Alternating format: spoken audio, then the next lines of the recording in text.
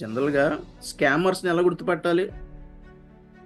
డబ్బు పంపిస్తాం, కార్ ఒకటి మీకు గెలుచుకున్నారు, కార్ పంపిస్తాం. లేపోతే లక్కీ డీప్‌లో మీరు పలానా గెలుచుకున్నారు అని ఫోనొచ్చినప్పుడు, లేపోతే లింక్ మీకు దొరికినప్పుడు, లేకపోతే మీకేదో డొనేషన్ పంపిస్తున్నామండి మీ సంస్థకి, మీ చర్చ్‌కి. మరింత డబ్బు మా దగ్గర మిగిలిపోయింది. మా ముసలోడు చచ్చిపోతూ మరింత ఇంత ఇన్ని లక్షలు మరి పేదోడికి పంచమని చెప్పేసి చచ్చిపోయాడండి. మరి మీకు సడెన్‌గా మీ ఫేస్‌బుక్ దొరికింది మాకు. మీరు మంచి సేవకులుగా కనబడుతున్నారు. మీకు ఇదంత బ్యాంక్‌లో ఉన్న డబ్బు మరి మీకు ట్రాన్స్‌ఫర్ చేస్తాము అనే ఇవి స్కాములని మీకెలా అర్థమవుతదో చెప్పగలరా? వారు మీకు పంపిస్తామని జెప్పి, ముందు మీరు ఒక రూ. 1,00,000 కట్టాలి, లేకపోతే 2,00,000 పంపాలి అన్నప్పుడు మీరు గుర్తుపట్టాలి. మనకి డబ్బులు పంపిస్తున్నవాడు మన దగ్గర నుంచి డబ్బులెందుకు అడుగుతాడు? చెప్పింది అర్థమైందా? తెలివైనోడేమంటాడు, మీరు ఎలాగో 50,00,000 పంపిస్తున్నారు కదా! అందులో 2,00,000 ఏం కర్మ, 5,00,000 తీసుకోండి అన్నా తీసుకోలేడు. అదట్ట కాదండి. మేము ట్రాన్స్‌ఫర్ ఒకటే చేయగలం. మీరు డబ్బులు పంపిస్తే మరి ఇక్కడ క్లియర్ చేయాలి కదా! అదంతా మరి మరి మరి బ్యాంక్‌లో కాగితాలు అవన్నీ రాయాలా, ఆళ్ళకి కొంచెం ఇచ్చి అది చేస్తే మీకు ట్రాన్స్‌ఫర్ అయిపోద్ది. అవా నాకు 20,00,000 ఇత్తానని నువ్వు నా నుంచి 2,00,000 ఎందుకు అడుగుతున్నావు? నీకిస్తానని జెప్పి, నీకేదో దేవుడిత్తాడు నువ్వు ఇక్కడ కానుకిత్తే అంటే ఇది కూడా స్కామే బ్రదర్. అర్థమైందా మీకు? కానుకలిత్తే దీవెన, దశమభాగం ఇత్తే దీవెన. మరి ఆ దీవెన నువ్వే తీసుకునెళ్ళు. నాకెందుకు? నీకేదో ఇస్తానని చెప్పి, నీ నుంచి ఏదైనా లాభం పొందుతున్నాడు అంటే, that is completely scam brother sister. Don't believe such people. రక్షణ ఉచితం, కృప ఉచితం, కనికరాలు ఉచితం, క్షమాపణ ఉచితం, పరిశుద్ధాత్మ ఉచితం బ్రదర్ సిస్టర్.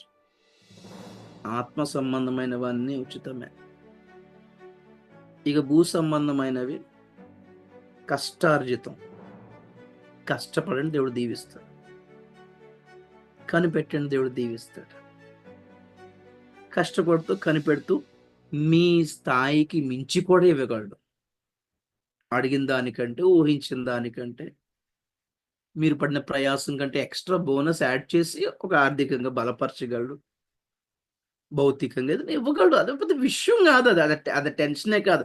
అసలది ప్రార్థన అయి ఉండకూడదు మన లైఫ్‌లో. అది లక్ష్యమై ఉండకూడదు మన లైఫ్‌లో. అపోస్తులు సంఘాలే కట్టారు. చర్చిలు కట్టలేదు తెలుసా మీకు? మాట్లాడితే అపోస్తుల పౌరుషర్యం అని చర్చిలు ఎవరు కట్టారక్కడ? కట్టుకోవడం తప్పని గాదు. మీరు వేరుగా అనుకోవద్దు.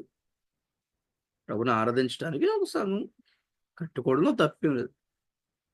అది లక్ష్యమై ఉండకూడదు అంటున్నాను నేను. సంఘాలే కట్టబడాలి. ఆత్మలు రక్షించబడాలి. చేర్చబడాలి. రాకడ రాబోతుంది ఎళ్ళిపోవాలంతే. ఆయన రాకడ ఆలస్యమైంది. సమకూరుస్తాడాయన. ఇవ్వండి పోనీలే దేవుని సేవకి ఇవ్వడం తప్పేం కాదు గానీ, చూడండి ఎవరికిస్తున్నారు? ఏంటి?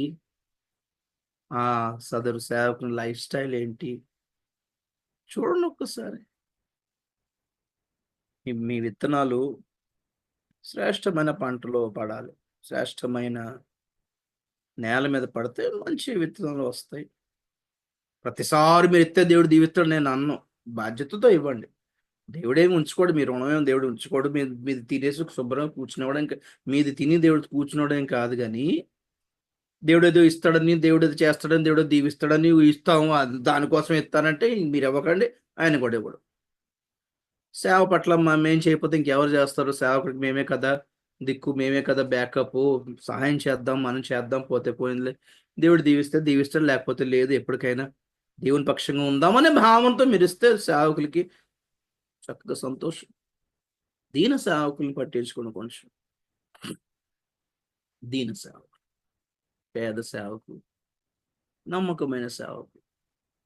చూపించుకోవడానికి చేయకండి బ్రదర్, సిస్టర్. పొగిడించుకోవడానికి చేయకండి బ్రదర్, సిస్టర్. చెయ్యండి. అందరికి ఎవరికి కనబడకుండా చేయండి అని నేను అనట్లేదు గానీ, ఎవరో చూసి పొగుడుతారని ఎక్స్‌పెక్ట్ చేయకండి. పొగిడినా పట్టించుకోవద్దు. పొగిడేటోళ్ళని అసలు పట్టించుకోవద్దు మీరు. అందరి ముందు మిమ్మల్ని బాగా ఎత్తేవాళ్ళని అస్సలు నమ్మకండి మీరు. నిజం కావవంతా. మీరు మనం పొంగిపోతా ఉంటాం. కాదదంతా కపటం అదంతాను. దేవుని మీద ఆధారపడి, ప్రభా నీ కోసం చేస్తాను. ఓకే. రైట్. బస్. నిన్ను బట్టే ప్రభా. ఓకే. నీ కోసం నిన్ను బట్టే. అంతే. ఇదొక్క తీర్మానంలో ఉండండి. చాలా స్వీట్‌గా ఉంటది లైఫ్. ఎవరు పట్టించుకున్నా, పట్టించకపోయినా మీరు ఫీల్ అవ్వరు. అందరు పేర్లు పెట్టి ఆళ్ళని పొగిడి, మిమ్మల్ని మీ పేరు మర్చిపోయినా మీరు ఫీల్ అవ్వరు.